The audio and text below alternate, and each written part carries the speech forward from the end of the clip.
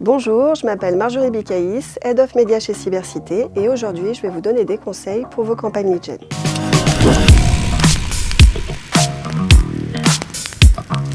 Le premier conseil, c'est de connecter votre CRM à la régie Google Ads. L'objectif de la connexion de votre CRM à la régie, c'est de donner les bonnes informations à l'algorithme de Google Ads. Et pourquoi c'est important? En fait, c'est que l'algorithme a besoin de données fiables pour performer. Donner l'information à Google Ads de ce qu'est un lead qualifié ou de ce qu'est un lead converti lui permettra de mieux s'orienter et donc d'avoir des performances de qualité. Donc ce qu'on va chercher ici, c'est lui donner les bonnes informations pour performer mieux et à un coût plus compétitif. Pour le résumer, on peut dire fournissez de la donnée à Google et lui vous donnera des clients qualifiés. Le deuxième conseil sur vos campagnes de réseaux sociaux et notamment sur Meta, je vous recommande de systématiquement A/B tester le format lead gen et le format lead on site. Pourquoi c'est important de l'A/B tester? Parce que le format lead gen va vous apporter plus de leads mais souvent moins qualitatifs et le format lead on site va vous apporter effectivement moins de leads mais plus cher. Donc il faut trouver la balance entre le volume de leads et la qualité des leads.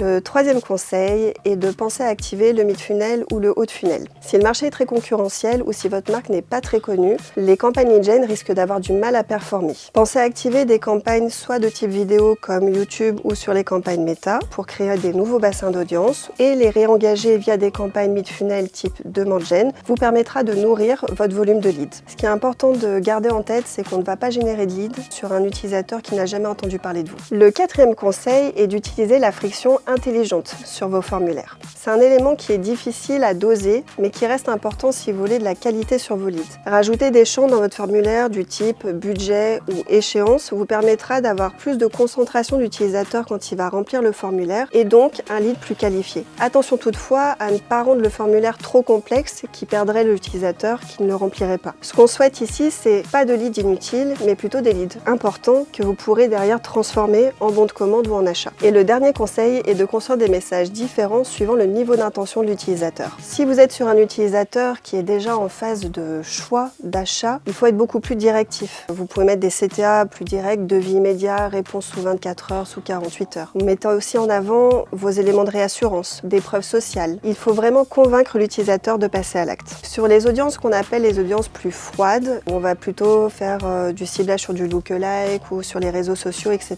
Veillez plutôt à avoir un discours qui apporte une solution à une problématique. Ici, on va plutôt utiliser des messages moins commerciaux, plus pédagogiques. Vous allez parler réponse à une problématique, éducation, avis, etc. Par exemple, vous pouvez renvoyer les utilisateurs vers une page de blog qui expliquera comment réduire les coûts sur X sujet. En lead gen, tout le monde parle aux audiences comme si elles étaient prêtes à convertir, alors que ce n'est pas le cas. Communiquer différemment avec vos audiences suivant leur parcours de réflexion vous permettra d'avoir plus de leads, mieux qualifiés, donc in fine pour un coût moins cher. J'espère que ces 5 conseils vous auront aidé à mieux comprendre la stratégie à mettre en place pour vos campagnes lead gen. N'hésitez pas à faire appel à nos experts médias qui seront ravis de vous accompagner.